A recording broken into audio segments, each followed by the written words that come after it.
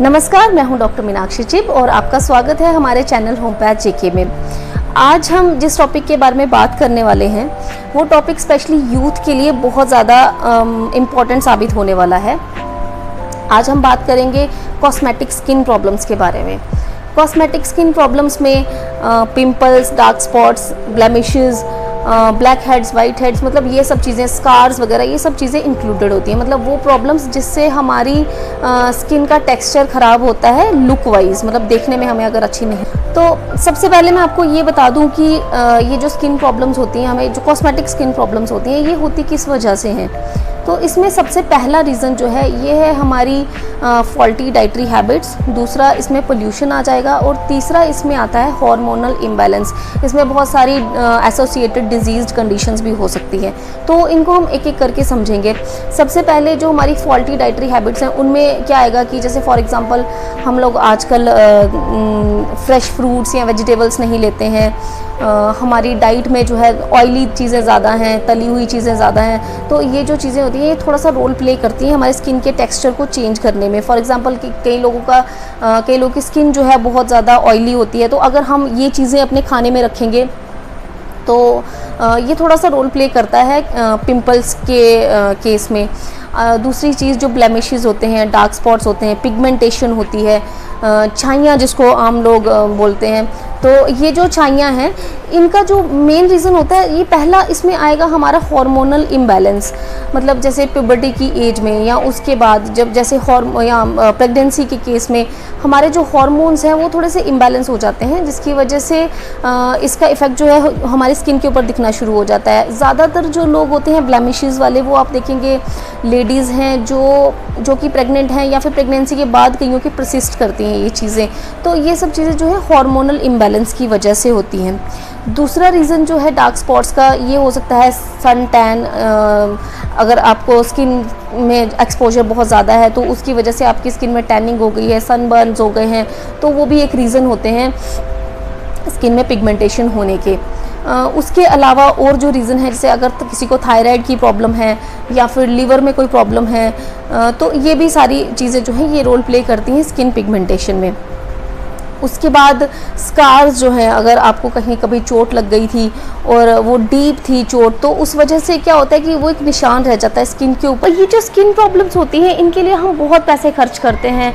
हम कॉस्मेटोलॉजिस्ट के पास जाते हैं, हज़ारों रुपए खर्च करते हैं, तरह तरह के ट्रीटमेंट लेते हैं, क्रीम्स लगाते हैं, खाने वाली दवाइयाँ लेते हैं, लेकिन आपने देखा होगा इनका एंड रिज़ल्ट जो होता है वो उतना सेटिस्फैक्ट्री नहीं होता है। हम जितने टाइम तक ये मेडिसिन ले रहे हैं या ये क्रीम्स अपने फेस पे अप्लाई कर रहे हैं या जितना टाइम ये मेडिसिन खा रहे हैं, उतना टाइम हमें लगता है कि हमें कुछ फ़र्क पड़ रहा है या हो सकता है ये जो प्रॉब्लम्स हैं वो थोड़ा ठीक भी हो रही है, लेकिन कुछ टाइम के बाद आपको ऐसा लगेगा कि इनका रिज़ल्ट उतना भी अच्छा नहीं था जितना आपने सोचा था।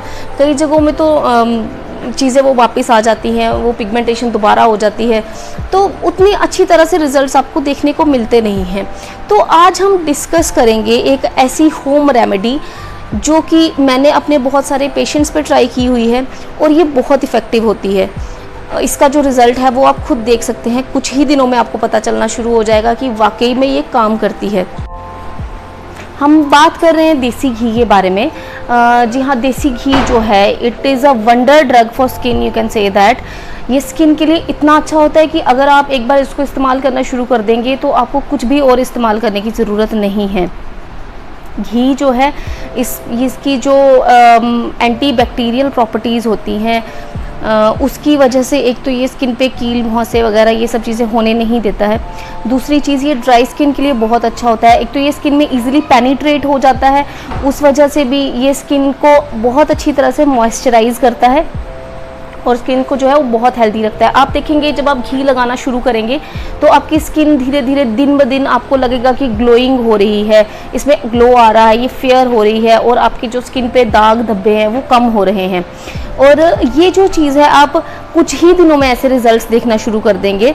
तो इसको अगर आप चैलेंज की तरह लेते हैं, अगर मान लीजिए हम ये कहते हैं कि अगर हम 7 दिन के लिए लगातार देसी घी किसी भी मॉइस्चराइज़र की जगह यूज़ करेंगे तो मुझे नहीं लगता है कि इसको यूज़ करने के बाद आप किसी और तरह की कॉस्मेटिक क्रीम या कोई मेडिसिन लेना चाहेंगे आपकी स्किन के लिए।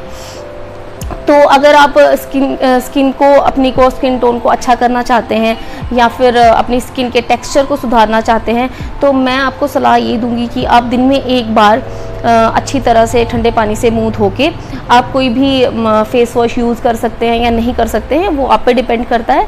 तो अच्छी तरह से पानी के साथ मुंह को धोने के बाद आपने बस इसी तरह से जैसे आप क्रीम, कोई भी कोल्ड क्रीम या मॉइस्चराइजर स्किन पे लगाते हैं, तो उसकी जगह आपने घी को अच्छी तरह से अप्लाई कर लेना है अपनी स्किन के ऊपर। अगर आप रात को करते हैं तो वो दैट इज़ मच बेटर, आपको ओवरनाइट उसको छोड़ना है और सुबह उठ के आपको मुंह धो लेना है। आप देखेंगे कि पहले या दूसरे यूज़ के बाद ही आपको फ़र्क दिखना शुरू हो जाएगा। आपकी स्किन टोन जो है या स्किन के ऊपर जो ब्लेमिशेस हैं, डार्क स्पॉट्स हैं, पैचेस हैं, वो लाइट होना शुरू हो जाएंगे। और अगर किसी को स्कार्स हैं, बहुत टाइम पहले किसी को फेस पे चोट लगी थी, जला था या कुछ, तो ये चीज़ें भी धीरे धीरे जो है वो फेड होनी शुरू हो जाएंगी। आप 7 दिन अगर लगातार इस चीज़ को यूज़ करते हैं तो आपको पता चलेगा कि आप इसको आगे भी कंटिन्यू करना चाहते हैं, क्योंकि इसके रिजल्ट्स इतने इफ़ेक्टिव और इतने सेटिस्फैक्ट्री होते हैं। तो ये चीज़ ऐसा नहीं है कि मैं सिर्फ सुनी सुनाई बात या बुक में पढ़ के आपको ये चीज़ बता रही हूँ। मैंने अपने बहुत सारे पेशेंट्स पे ये चीज़ यूज़ की हुई है। अगर हमारे पास 100 केसेस आते हैं, मान लीजिए स्किन की जो प्रॉब्लम्स होती हैं उसके, तो उसमें से 90% केसेस ऐसे होते हैं जो सिर्फ घी लगाने से ही ठीक हो जाते हैं, उनमें कोई और चीज़ अप्लाई करने की ज़रूरत नहीं है। और इसमें सिर्फ कॉस्मेटिक्स जो प्रॉब्लम्स होती हैं वही ये कवर नहीं करता है।